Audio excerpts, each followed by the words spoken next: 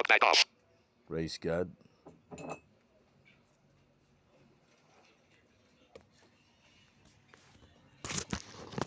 Amen. Hallelujah. Good morning.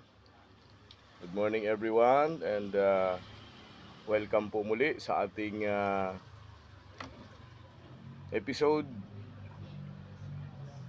Praise God. 9098. Device unlocked. YouTube. Charity Gale dash I speak Jesus me. Video player. Double tap to Magbago man ang panahon, sponsor doon video. sa gawang fearless, champion, Unlabeled. mula sa 1 barangay sec. ng Sponsored dot one. Pampangalan, Video player. powder. Spot. Hanggang sa Skip back. magulang, Visit at. pwede Skip na back. yan. Video player. Double tap to show controls. Double tap to activate. Hallelujah.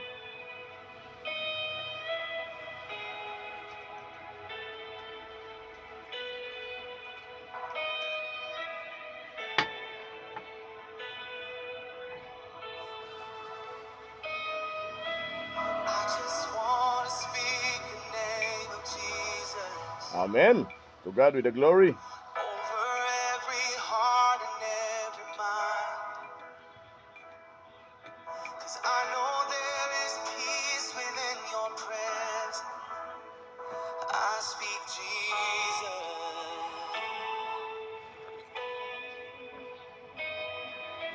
I just want to speak the name of Jesus till every dark addiction starts to break. Declaring there is hope and there is freedom. I speak Jesus. Your name is power. Your name is healing. Your name is life. Break every stronghold. Shine through the shadows. Burn like a fire. Amen. Good morning, good morning, good morning. Ngayon pong araw ng Huwebes. Over fear and all anxiety. To every soul held captive by depression, I speak Jesus. 19 po ngayon sa buwan ng Oktubre 2023. Your name is power. Hi, hi, hi. Your name is healing. Your name is life. Papalapit na po ng papalapit ang Christmas season. Break every stronghold. Shine through the shadows. Burn like a fire. Ako po ang inyong lingkod, Pastor JB. Bumabati po na isang mapagpalang umaga sa lahat ng ating pong mga viewers and subscribers sa ating hashtag Good Morning Philippines. Break every stronghold. And shine through the shadows. Burn like a fire.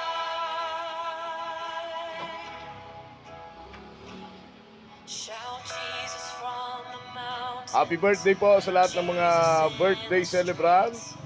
You have many more birthdays to come. Over every enemy. And Jesus for my family.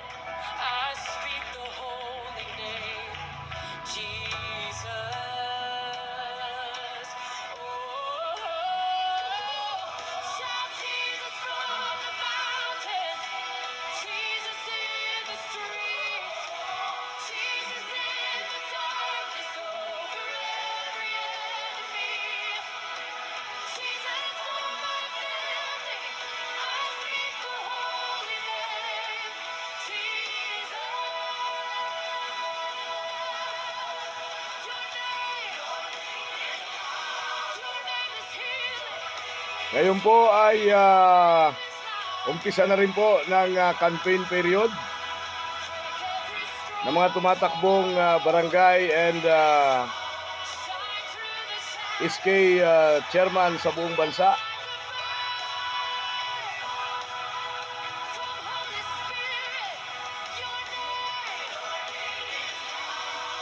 yung mga tumatakbong kapitan at mga kagawad at maging ang sangguniang kabataan. Break every stronghold, shine through the shadows, burn like a fire.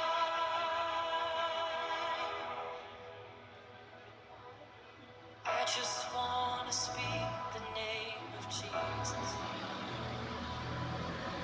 over every heart and every mind. 'Cause I know there is peace within your presence.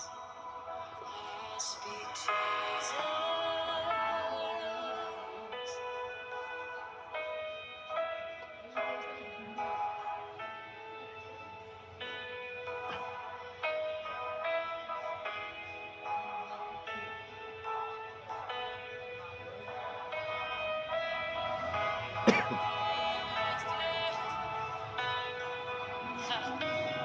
Shout Jesus from the mountains, Jesus in the streets, Jesus in the darkness over every enemy, Jesus for my family.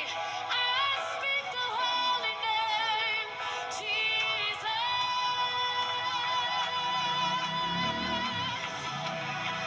Shout Jesus from the mountains. Jesus in the streets, Jesus in the darkness over every Jesus for my family.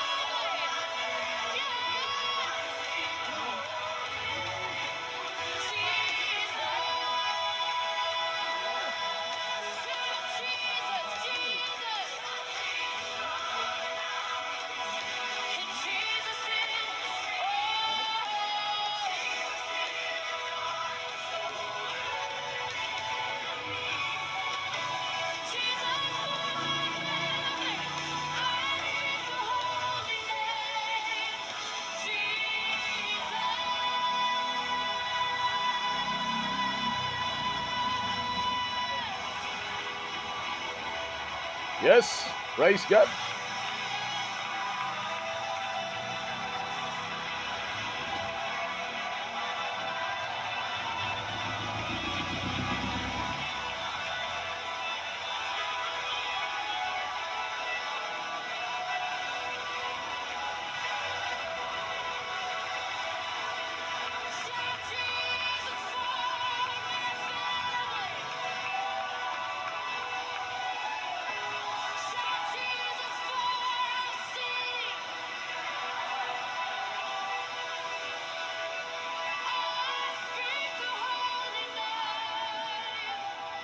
Amen. To God be the glory. Screen off. Praise God. And bago po tayo magsimula at tayo po'y sumandaling manalangin, dakila at makapangyarihang Diyos, maraming salamat po Ama sa pinagpala at napakagandang umaga na ibinigay mo po sa amin. Lord, salamat sa panibagong buhay at kalakasan at nagkaroon kami ng panibagong pag-asa. At sa araw na ito, Panginoon, ay maging kapakipakinabang nawa ang aming pong buhay sa iba. Panginoon, salamat po at dalangin po namin, Ama, ang aming pong pagdulog ng kapakumbabaan at paghingi ng kapatawaran anuman po ang aming pong mga nagawang hindi kalugod-lugod sa iyo. Father, we thank you at ikaw po ang mahayag sa aming pong mga buhay sa araw na ito. Father, in Jesus' name, Amen and Amen. Praise God, to God with the glory. Good morning po sa lahat ng ating pong mga taga-subaybay. And pagpasensyaan niyo po yung aking boses, medyo minamalat, ha? Dahil po sa klema, no? Yung ibang nature na naman. So, to God with the glory. At kumusta po kayo? And I pray na nasa mabuti tayong kalagayan. Ngayon po ay araw ng Huwebes, 19 sa buwan ng Oktubre 2023. Yan. Beer month na po, no? Ilang days na lang ay sasapit na yung November, and this coming month, December, yun, di ba? And 2024. Ayan, ang dami pong aktibidad ngayon sa buong bansa, no? Like sinasabi ko nga po, itong papalapit na barangay, sangguniang pangbarangay and sangguniang kabataan SK election or sangguniang kabataan election and mga barangay chairman and kagawad. Yan. Ngayon po yung start ng kanilang campaign period, no? Just pray na wala pong mga ini-violent, walang mga dayaan at maging patas po ang labanan sa eleksyon. Ayan. So to God with the glory. And tayo po ay pipili ng ating mga karapat-dapat na leader. Ayan.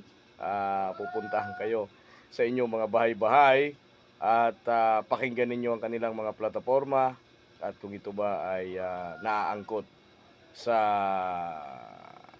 ating no, sabi nga yung mga kandidato ay parang ano po ito, parang mga manliligaw, no? Liligawan ka, susuyuin ka hanggang sa ikaw ay mapasagot, no? Pagtapos noon na. Oh, di ba? Pero di ba? Ayun, hindi daw lahat. May kumontra. Ayan. But ganun pa man po ay practicein po natin yung ating karapatan, no? Karapatan na tayo ay pumili ng ating iluluklok na leader. Kasi hindi po yung katwiran ay barangay lang naman yan, hindi ako bubuto. Hindi po katwiran yon. So, naalala natin nung dumating ang isang matinding kalamidad at tayo ay tinanggihan sa ating pong barangay. No, bakit tayo tinanggihan? Kasi hindi tayo butante, no? So ngayon, pagkakataon mo naman na bumawi, no? Pagkakataon mo naman na ipresenta na ikaw ay isang mamamayan na may karapatan sa isang komunidad. Di ba? So, practicein na po natin 'yan, no? Lalo-lalo na yung mga bagong butante ngayon na ngayon pa lamang buboto, especially yung mga ngayon pa lang nagparehistro, mga kabataan, no?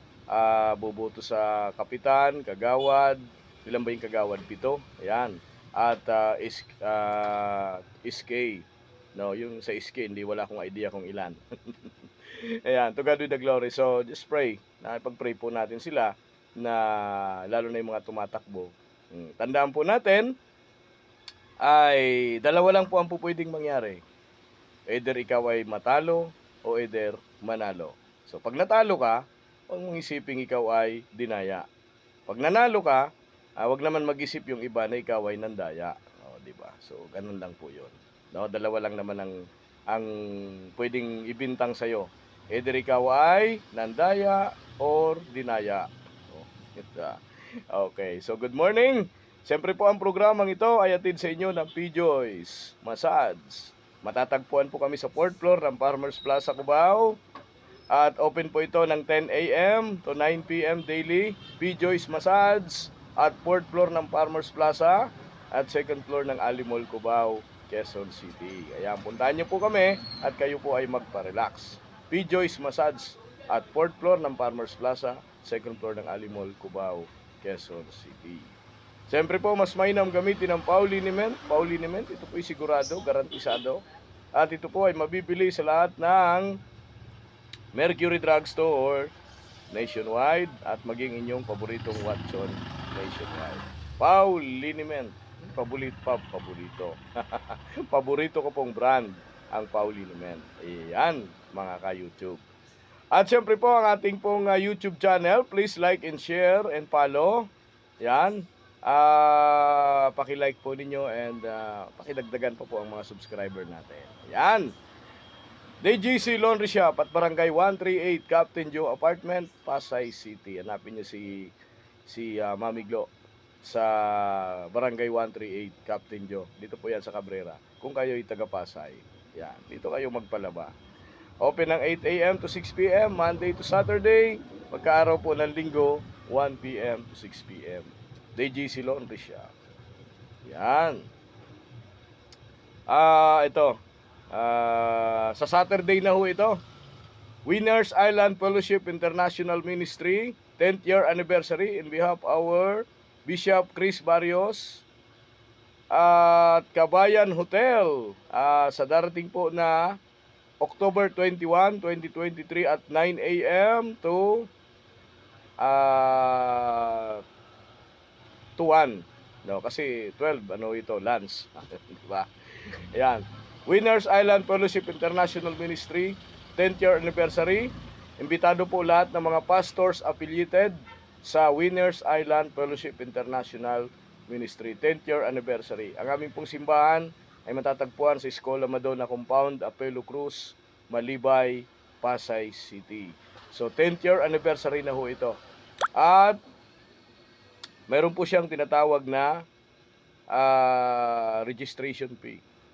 Ayan. So, para po sa karagdagang impormasyon ay makipag-ugnayan po kay Bishop Chris Barrios or CB Barrios po sa kanila pong Facebook page, mga kapatid.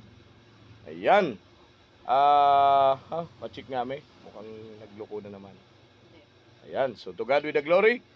And tayo po ay dadako na sa ating pong pinakamahalagang paksa ng ating pong programa ngayong pong umaga. Siyempre po ang pagbibigay ng encouragement, salita ng Diyos, na siya pong magbibigay ng kalakasan sa bawat isa.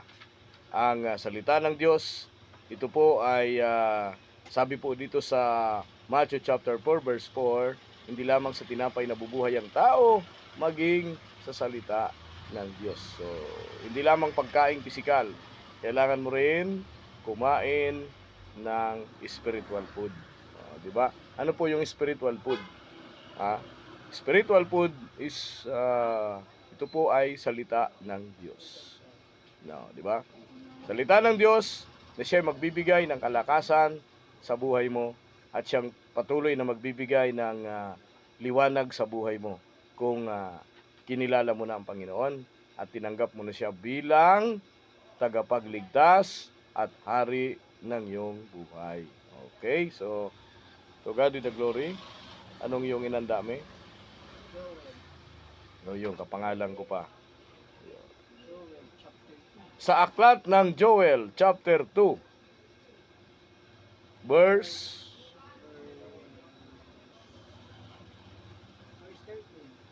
13. Chapter 2 verse 13. Sige po.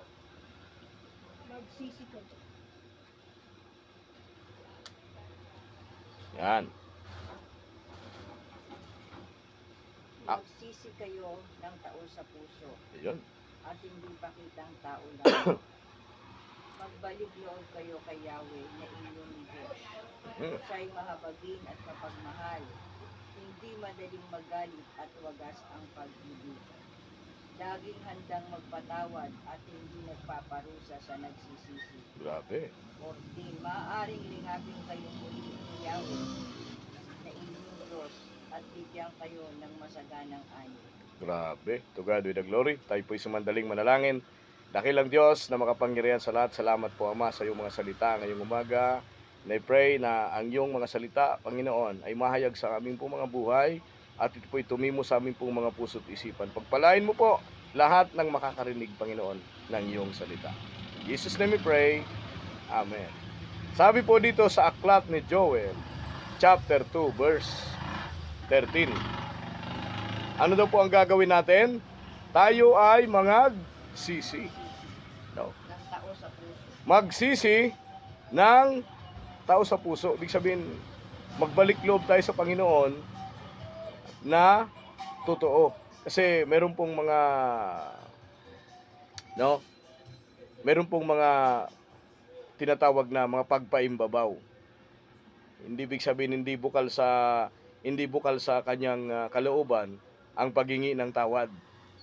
O di ba? Parang ganito yung may kaaway ka. O sige, patawarin na lang kita kahit hindi ko gusto. Kahit ayaw ko. Kahit suklam ako sa ugali mo. Sige, patawarin na lang kita. Ganun talaga. No, pero hindi po. Ang sabi po dito sa aklat ni Joel chapter 2 verse 13, tayo po ay magsisi ng totoo sa ating puso. No, kasi mahirap po na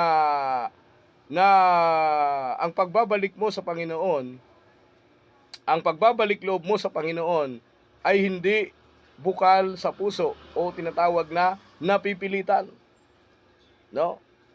Yung pagtanggap mo ng salvation, ito po ay napipilitan.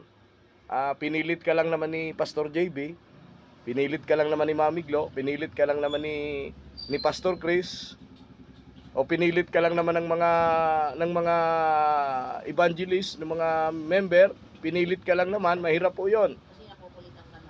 Oo, dahil pabalik-balik sila sa iyo. Kaya pinagbigyan mo na lang, no? According to the Bible, ang sabi po dito, magsisi ng taos puso, no? Yung talagang inaamin mo na talaga na ikaw ay ayaw mo na sa madilim na buhay. Inaamin mo na talaga na ikaw ay makasalanan. At tayo ay handang patawarin ng Diyos. Di ba? So handa kang patawarin ng Diyos. Pero kung hindi naman bukal sa loob mo yung pagsisisi, hindi naman bukal sa loob mo yung pagtanggap ng salvation, ay alanganin din yung blessing ni Lord sa'yo. So kailangan, sabi po dito, sa Joel chapter 2 verse 13, tayo ay mangagsisi ng taos sa ating puso. Sa ano sinasabi ng verse 14? Sige. Karugtong mo, magbalik loob kayo kay Yahweh ng inyong Diyos. Yun. Siya'y mabagin at mapagmahal. Hindi madaling magalit at wagas ang pag-ibig. O yun. Laging handang magpatawad at hindi nagpaparusa sa nagsisisi. Praise God. So verse 13 pa rin, no, karugtong po dito sa verse 13 na binasa natin. Sabi dito, magbalik loob tayo kanino? Sa Diyos, kay Yahweh. At siya'y handang magpatawad, siya'y hindi madaling magalit. No? Ang Diyos natin ay Diyos ng mahabagin, Diyos ng mapagpatawad, Diyos ng mapagmahal, Diyos ng kagalingan, Diyos ng blessing. Lahat po yan ay nasa Panginoon. So anong gagawin mo? No. Ang gagawin mo po, no?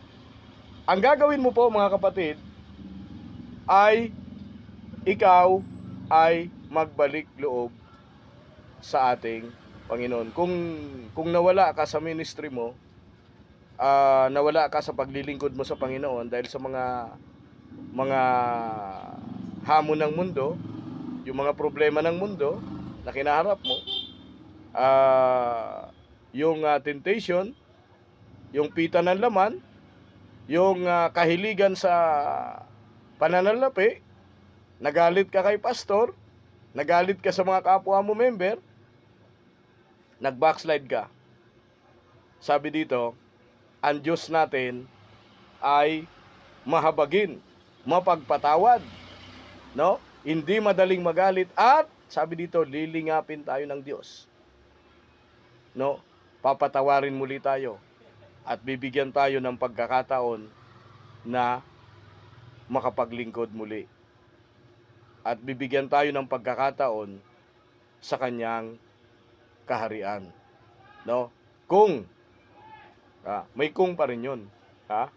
Kung tayo ay talagang lubos na magbabalik loob sa Panginoon at kailanman ay hindi na natin babalikan pa yung ating mga ginawang kasalanan. Kaya nga po sa mundo natin, ganito, sa mundo natin, ang daming trials, ang daming challenges.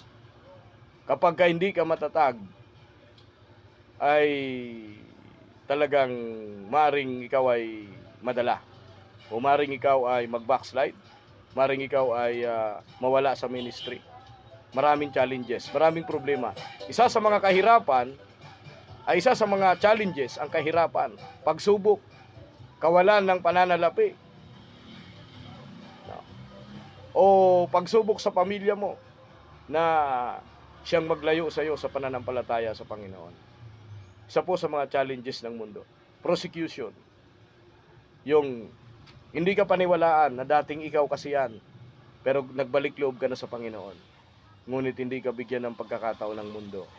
Isa po yun sa mga challenges. But, kung totoong nagbalik ka sa Panginoon, si Lord po ang bahala sa mga bagay na iyong nararanasan. Last, 14. Maaaring likapin kayo muli ni Yahweh na inyong Diyos at bigyan kayo ng masaganang ani. Ayun. So, yung pamumuhay natin, kung dati, nung bumalik tayo nang nakilala natin si Kristo at namuhay tayo na naayon sa kalooban ng Diyos, binigyan tayo ng kasaganahan. No? Binigyan tayo ng kasaganahan ng Panginoon. Kaya lang, nung binigyan tayo ng kasaganahan, nakalimutan natin siya. Yumabang tayo, naging mapagmataas tayo, naging hindi tayo ma-reach. Tinalikuran natin ang ministry. Naglaho lahat yun. Naglaho lahat yun. Ngayon, ang gusto ni Lord, bumalik tayo sa Kanya. At tunay na tayo'y magsisi. Yayakapin tayo muli ng Panginoon. At tayo muli ay Kanyang pasasaganahin. Kapatid sa Panginoon, maaaring naranasan mo na ikaw ay na-backslide. Maaaring naranasan mo na ikaw ay tumalikod. Maring naranasan mo na ikaw ay bumalik sa dati mong gawain. But to God with the glory, inaantay ka ng Panginoon. Magbalik ka lang, magsisi ka ng tao sa puso. At muli kang manumbalik sa Panginoon. Ikaw ay yayakapin ng Diyos. Ikaw ay Kanyang pasasaganahin. Kung wala-wala ka sa ministry, pagkakataon mo ngayon na bumalik sa iyong ministry at ibalik mo ang iyong relasyon sa Panginoon. Tayo sumandaling manalangin. Dakila at makapangyarihang Diyos, salamat po Ama sa iyong mga salita ngayong umaga, at kami po Panginoon ay napagpala ng iyong mga salita. Lord, patawarin mo po kami at dumudulog po kami sa iyo Panginoon. Saan po kami nagkasala, saan po kami nagkamali. At maring nalimutan po namin yung mga bagay na pinag-uutos mo. At maring nakalimot po kami ng sandali dahil sa mga tukso ng mundo, dahil sa mga pita ng laman, dahil sa God of Mammon, o dahil sa mga challenges ng mundo, dahil sa mga problema, persecution, at iba pa pong naranasan naming pagsubok. Panginoon, bigyan mo po kami ng pagkakataon muli na manumbalik ang aming pananampalataya sa iyo. At yakapin mo kaming muli ng iyong banal na espiritu, ng iyong presensya. At huwag na kaming tumalikod pa, at huwag na kaming bumalik pa sa mundo ng makasalanan. Father, salamat po, and I pray sa amin pong bansa na punong-puno ng mga persecution, punong-puno ng mga kalayawan, punong-puno ng mga challenges, tradisyon. And Lord, I pray na ikaw po ang mangusap sa bawat mananampalataya, sa bawat mga tao na hindi pa na nakakilala sa iyo. Salamat po Panginoon, at gamitin mo po kami bilang instrumento ng kapahayagan. Gamitin mo po kami upang mahayag ang salita sa buong mundo, lalo na po sa aming bansa. And Lord, I pray this coming election, Panginoon, na ang bansa namin ay mawala ang corruption, mawala ang mga dayaan, mawala ang mga any violent na hindi magaganda, Panginoon. And Lord, I pray na maging peaceful, maging successful, simula po sa kampanyahan hanggang sa pagdating ng mismong araw ng butuhan. Panginoon, ay katotohanan lamang ang maranasan ng aming bansang kinalalagyan. And Lord, I pray sa aming country, sa pangunguna po ng aming mahal na Pangulo, Ferdinand Marcos Jr., sa lahat ng mga leader ng aming bansa. Panginoon, patuloy kang mangusap, lalo-lalo na po sa mga pastors and leaders na ginagamit mo para sa iyong kapahayagan. Father, salamat po, and I pray sa mga may sakit ngayon. In Jesus' name, and I declare na sila bibigyan mo ng kagalingan, anuman ang kanilang karamdaman, panghihina. Lord, I pray na maranasan po namin ang iyong mapagpalang kamay. Maraming po salamat, Ama. Ito po ang aming samot dalangin. Sa pangalan ni Jesus, namin tagapagligtas. Amen. And amen. Praise God. Okay? Joel chapter 2 verse 13 to 14. Yan po ang ating topic ngayong umaga. Ang ating topic ngayong umaga ay pagsisisi. Yan, pagsisisi. O panawagan ng Diyos sa iyo, sa akin, sa atin lahat. To confess your sin. Sabihin natin sa Panginoon lahat ng ating mga kamalian. And go back to serving sa iyong ministry. God will Panginoon ay magbibigay ng masagana. Ayun. So, ang promises kasi ng Panginoon, pasasaganahin ka niya.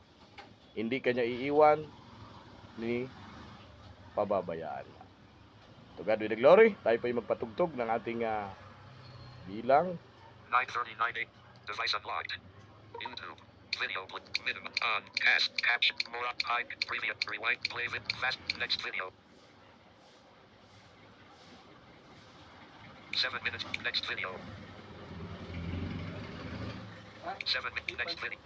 Next video. Keep the people you care about close. Unlabeled 1 second. Sponsor. 1 second. Unlabeled. Minimize. Visit advertiser. Cast. Caption. Unlabeled. Spot. Video. Button. Install. Button. Install. Button. Video. Spot. Skip ad. Minimum. Skip ad. Video player. Double tap to show controls. Double tap to activate.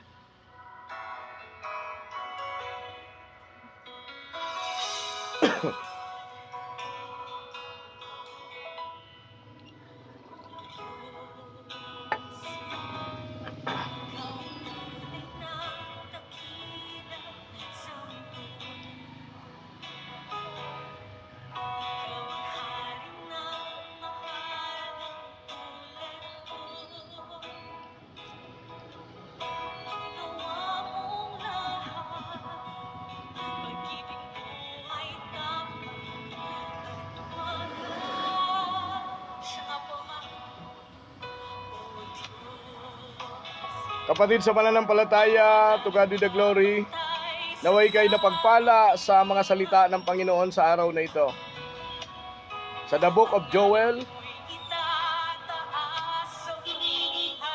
ang lagi nating tandaan, si Lord ay inaantay ka lang. Si Lord, anytime, anywhere, any place, inaantay ka ng Panginoon. Manumbalik ka lang, magsisi, at nandyan ang Panginoon sa buhay mo. Nandyan ang Panginoon sa tabi mo. Tumawag ka lang. And according to the John 14:6, I am the way, the truth, and the life. No one's come to the Father except for me. Ang sabi pa dito, katotohanan, sinasabi ko sa inyo. Katotohanan lang ang magpapalaya sa bawat isa. Sapagkat ang katotohanan ay siyang magpalaya sa iyo. Kaya kapatid sa Panginoon, huwag kang mahiya. Huwag kang mahiyang bumalik sa Panginoon. Ano man ang iyong naranasan, ano man ang iyong naging karanasan sa buhay, sa panahon nang ikaw ay nag-backslide o umalis sa ministry, bumalik ka pa rin sa Panginoon at kailangan ka ng Diyos. Luzon, Visayas, Mindanao, Mega and Metro Manila and over the world, maraming po salamat sa ating pong mga viewers, subscribers sa ating Good Morning, #Good Morning Philippines. Ako po ang inyong lingkod, Pastor JB. Bumabati po sa lahat. I love you people, I love you over the world. Good morning, Philippines!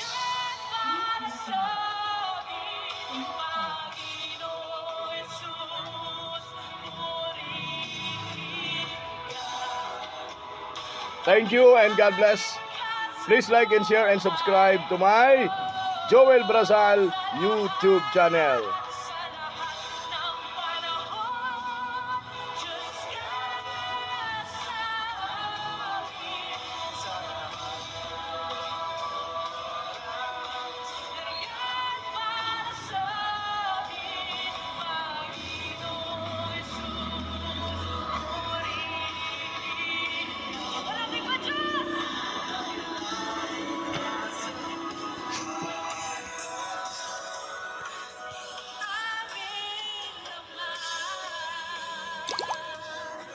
Talk back on. Back button. Tap again to stop.